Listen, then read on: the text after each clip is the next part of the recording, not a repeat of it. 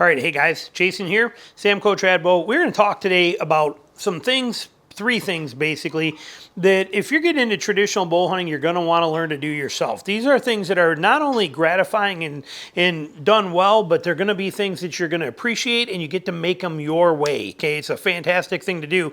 And it's, like I said, the level of pride in this and the level of emotional involvement in it really does make a difference for you. So first one is a simple start to a bigger solution here. But for example, your serving string, okay, your serving material on your bowstring. Often this is going to wear out before your actual string does, so learning to simply reserve this, and I will include videos at the end of this to show you, but simply learning to reserve your bowstring will let you get a lot more life out of them. Bowstrings are not cheap today. They're well made, they do a great job, but this is usually the place that's going to be a problem. Being able to reserve that on your own is a easy step into getting this stuff, being able to learn to do these things on your own. That will transition into making your own bowstrings. A lot of people think, well, I can't make a bowstring to save my life. Neither can I, and I've been making them for 30 years, okay? People give me crap for this all the time. Look at how they're always frayed out. You got to learn to stretch them, pull them through themselves, bury those ends so they're buried in there and they'll never do that. I don't care. I don't care what it does. They work perfect, and they've worked for 30 years. And by making my own, let me pop this cap off, you can see I can make them so tight. Okay, look at that loop. It's so super tight on there because I'm building them per bow myself for each one of my bows. So I can make them so super tight on there that I never have to worry about them coming off. Even with a bow tip protector not on there, they'll never fall off on their own ever. And so I make my own strings, have for 30 years. Serving my own strings, done it for 30 years. It's just a beauty of being able to do that sort of stuff on your own. And it all starts with reserving, which is how it started for me. Okay, I was shooting my Martin Mamba bow, and you know the strings at the time, they were endless loop strings, and the serving would wear out pretty quick. So I just learned how to reserve them. Then I saw a guy at a shooting range shooting a Flemish twisted one, and I fell in love with the color choices. That's all it was. So then I started buying Flemish twisted strings. I realized I did not like how big the loops were, how massive they made them, which they had to because of all the different bow styles out there. And I thought, no, I can do better than that. So I started making my own. It was simple. I screwed up the first 6 strings, but then after that, I got it dialed in, and there it is. Even my stringers, okay, this is another side note for you, but I used to use a tillering stringer. I don't have one anymore. They used to make a tillering stringer for guys that are for bowyers, and it was a medium kind of leather, and it was really nice. And I would buy them, and then I would cut them like this and cut them down and make them into a actual stringer because they were heavy duty. Then about, I don't know what it was, maybe 8 years ago, 9 years ago, tillering stringers got really, really thick, really huge, massive cups and really thick leather, and I didn't like them. They were just too much for a stringer, so I started learning to make my own. So I started building my own. It's the first stringer I ever made on my own, right here. It was simple. It's paracord, but it was easy to do. And I love the way it turned out. It works perfectly. The function of this thing is absolutely flawless, and I'm super happy with it. And then that went on to making more. I got, you know, my bow I use right now, same thing. Got a brown one right here. No different. Same exact kind of setup right here, as you can see. And I love it. It's functional, and I have mine set at a length that it keeps my string on. Notice, this is my bow. Notice my string is very tight. Okay, it's not going anywhere. Look at that. It's like a banjo. Why? Because I have my stringer set here, the length of my stringer, so that my cup is here, and then I come up and I put 2 wraps around the string, or 1 wrap around and 2 around there, and it goes right up and it fits tight on there. So now it creates an actual bow tip protector on each end, and my string never slacks or falls loose or comes off, or it doesn't slide down my bow, nothing like that. Even notice here how it's staying right up there at the top. Why? Because I have my strings made a tight loop. Things that I like to do for myself to make it my way. And it started with just simply reserving a bowstring. Reserving a bowstring is where it came to. Yes, I still shoot brass nocks. Why? Because they work, and they work perfectly. I see 0 sense in doing any tie-on nocks. Personal preferences. People give me crap for that all the time. Oh my God, you're supposed to be a traditional bow hunting expert. How have you been a traditional bow hunter for 30 years? You still shoot a brass knock. Works perfect. No reason to change it. It's simply flawless. It doesn't shift, it doesn't move, it doesn't twist, it doesn't fade out on the ends, it doesn't do nothing, it just works. So I use it.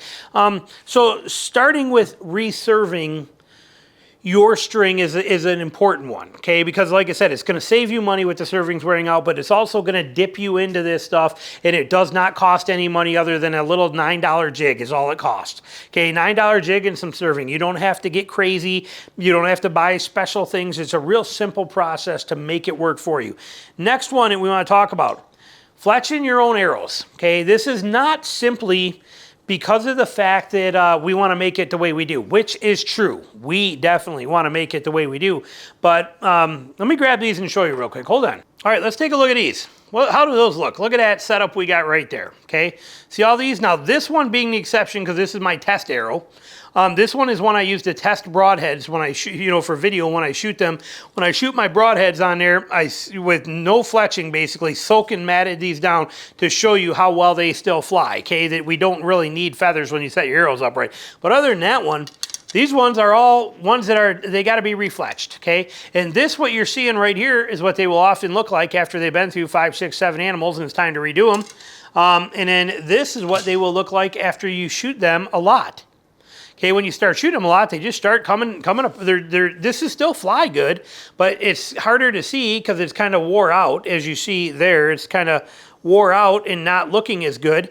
And I like them to look good. We want them to be more like this with some punch and be visible. So there's good reasons to actually look at a difference between them side by side. I mean, you can see, okay, just how it goes.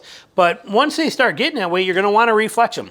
So arrows are very expensive. They're even more expensive than a bow is when you break it down and think about it in reality. So when you take into account the cost of your arrowhead, your inserts, your shafts, your feathers, your nocks, everything, a couple dozen arrows will cost as much as a bow does today. So it's ridiculous how expensive stuff is. So with your arrows, you're going to beat your feathers up. They're not going to look nice and new like this for long. Once they do, you want the ability to refletch them. Plus, you get the ability then to buy shafts and your materials separately and get them for a cheaper price. And you notice, like, I shoot all one color. Okay, I don't have like two hen feathers that are white and a green cock feather on there. I don't do that. I just make them all the same. And I shoot indexing nocks so I can feel that immediately. I know right where that indexer is. I feel it with my thumb. When I grab my arrow, I pull my arrow out of the quiver, I set it on there. When I come back and grab that, I know right where that is, that indexer is. So I know exactly where to spin that to line that up. So having that, being able to make your own your way is vitally important for cost savings, for function, and also to make it the way you want to. Now, over time, I put a lot of emphasis in my arrows. So much emphasis and testing into my arrows. People will say that there's no possible way that a 500 spined arrow with 450 grains up front should ever fly out of a 57-pound bow. It does, and it does it perfect. It does it absolutely flawless. I also have a 3-inch long insert in here, and I only shoot a 27-inch arrow, so I got like 24 inches of flexible shaft. I know what I'm doing when I build these, okay? I build them the way I want them to. It's a 720 grain arrow with 31% FOC. I mean, the balance point of this thing is literally, I mean, it's insane where this balance is at. I put a lot of thought into my arrows. The cap wrap, bright, very bright. Why? You don't even see this in flight. That cap wrap doesn't even get seen in flight. No, it doesn't. But it often does get seen in an animal when an animal's running off and it's buried this deep in. Not only do I see the feathers, I see this wrap. Plus, when it buries under the ground or comes out the other side, it's sticking there. This wrap is very visible and I can see it. So that's what I actually prefer to use, is a bright wrap. And same with the feathers. The feathers are so they're bright, so I can see them in flight. And I watch it go, and I can see that bright yellow ball just spinning. That's what it looks like, just spinning right like that. Spinning right towards the target. And it just glows as a wiffle ball. A golf ball size yellow golf ball heading right towards the animal. I like that, so I make it that way. Now, you can do your own too, and even my feather length. Okay, how big do you think those feathers are that are on here? Look at the height of them. Look at the size of those feathers. Okay, look at them in relationship. Here they are on my bow. Here's my hunting setup. How big do you think those feathers are? Okay, look at the size of them things. Well, in reality, those feathers, same ones, these feathers that I'm using, what if I told you that I chop them myself and they're only 3 3/4 inches long? You're like, no way. No way. And when you look at them on a bow, okay, they don't look 3 3/4 inches long. Not even a little bit, but they are. Okay, here's a ruler. I'll show you. We'll take this ruler and we'll put it right on here, line that right up on there, and you can see, get it where I can hold it for you. 3 3/4 inches long to that feather. I'm going to pull it out. You can see it right there, okay? 3 3/4, whoop, I'm off the feather. There we go. 3 3/4 inches long. And the reason for that is I've tested it. Okay, I look at my helical angle. Look at how extreme or how much helical is on there. That is by design. I have tested that. I put that on there on purpose so that I get that flight characteristic out of that arrow that I'm looking for. When you start making your own, you can do that. These are high back feathers. I don't buy them that way. I buy them as full length and I chop them so that I get that really tall feather. Look at that in relationship to my finger. Look how tall that feather is. Again, because that gives me the wind spin. Everything about an arrow is done on purpose, regardless of who shoots them. Whether you make it as simple as possible and it's just a wood shaft with 3 feathers glued on and that's all it is, believe me, when you see somebody that way, he put a lot of effort, thought, and testing into exactly what that arrow is. So by being able to make your own and fletch your own, you can save money, but you can also make that arrow exactly like you want, okay? There is nothing fancy on this. Even these that I've been doing for my hunting arrows, I've been shooting this style hunting arrows, this style setup for 20 years. Okay, stop laughing at me. Tina's over laughing at me. The black rings, they're put on with a Sharpie marker. I put them on a Sharpie marker and an arrow spin tester, just a little roller thing that I roll, and I hold the Sharpie marker and I roll it. You'd think by now I'd have broke down and bought a Crester. I don't need one. Okay, I don't need anything fancy like that. Simple works fantastic for me, but you'll be able to find your own. A fletching jig today can be had for 50 bucks. Okay, so when you buy a $50 fletching jig, and I got videos that I will link at the end on how to fletch your own arrows, it is a super simple process, so easy. And but then you can start, you'll make your own arrows and you'll be excited about it and you'll use them. And that's great. And then you can even fine tune them. You can fine tune them so that there's no when they shoot. You know, when you let one go, boom, and it goes down there and it's like that when it sounds like when it goes. You can tune that out of them. You can dial that stuff down. You can start customizing your helical angles. You can start customizing your feather height, your shape, going from parabolic to shield cut to whatever you want to. Notice my feathers do not come to a full point. They do not extend all the way down. I don't even have any that do, but like most feathers would typically come down and go straight across, keep going straight down on a perfect taper all the way. Mine don't. Why? On purpose, because it's what works for me. It's what I like best. So making your own arrows is very important. Being able to fletch your own arrows is very important, and it is easy, and it's not expensive to do. The cost is negligible, and I promise you the reward for it is amazing, and then the joy and satisfaction you get out of it is incredible. This is not paint. This is a cap wrap. You buy a dozen of them for like 10 bucks from 3 Rivers Archery, and then you put this on it. You peel the strip off, set it down, put it on a mouse pad, and roll your arrow across, and you're done. That's it. It's that simple. So these are a very easy process to do your own arrows. The next one would be learning to sharpen stuff, okay? There is a pride in it, but I'm not just talking about knives. Knives are important to have sharp knives and be able to do that kind of stuff. A sharp knife is vital for everything we do, but it is sharpening these right here. It is taking your broadheads that you have and getting them razor sharp on your own. If you are paying somebody to sharpen your broadheads, or you are buying ones that are only hunt ready, and when they're dulled out, you're having somebody sharpen them for you, or you're just throwing them away like a lot of people do, giving up on them, turning them into practice arrows, retiring them. You're wasting a lot of money today. Learning to sharpen a head is very easy, but I promise you this, you will never, ever master it.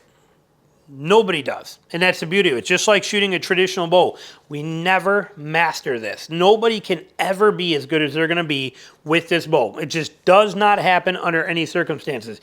Your broadhead sharpening will be the same. You will do good. You will get it to where it pops hair.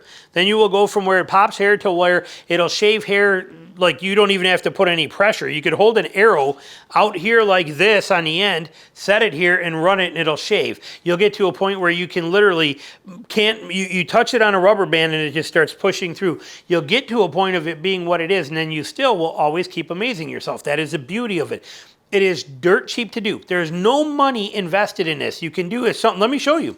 Look here. Ready? I'll show you.